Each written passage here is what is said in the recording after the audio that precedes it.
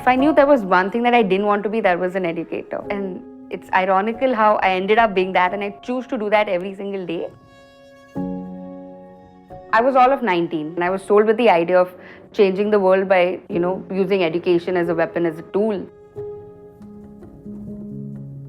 I think when I entered the fellowship, I thought I was going to be the guitar playing, rhyme singing person in their lives who's really going to make them happy, going to change their lives in more ways than one. While for all of us, the classroom is where it all starts.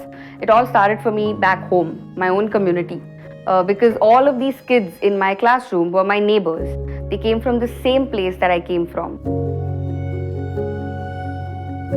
I knew that the fight for better was not limited to the classroom. It was a lot beyond that. There were times where I had to convince parents to not marry off their daughters. There were times where it was pouring.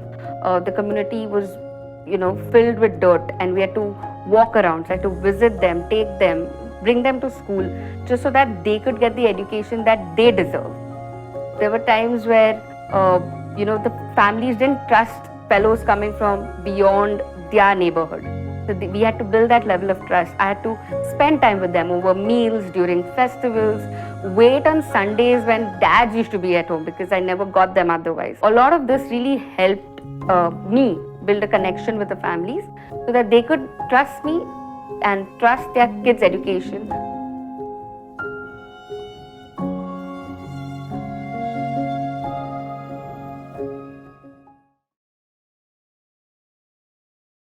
I think it's only because of my kids I learned the art of actually letting go, because they face problems that we can't even imagine.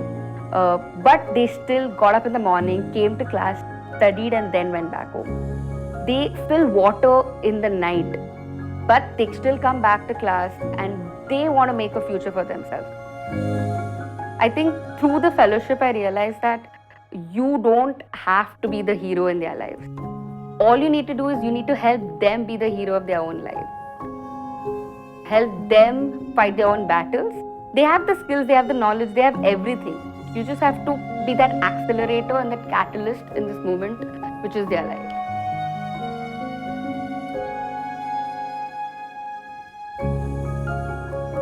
I still remember one birthday where, I started the day normally. We went to school, and while I came back home after visiting a few kids, there were almost 60 kids back home decorating my house, making my birthday special because that was also a special day for them.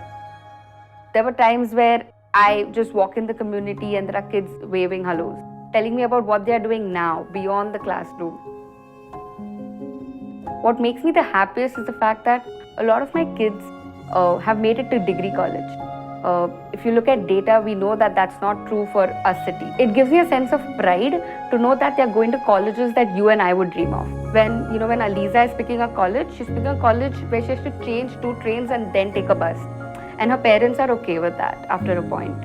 I think for me, that's the idea of change I would want to bring. Are they going beyond the obvious? When I was spending time with Aliza, I knew that she could write. I knew that she could express herself a lot more through words than vocally. I think I had to just help her see that.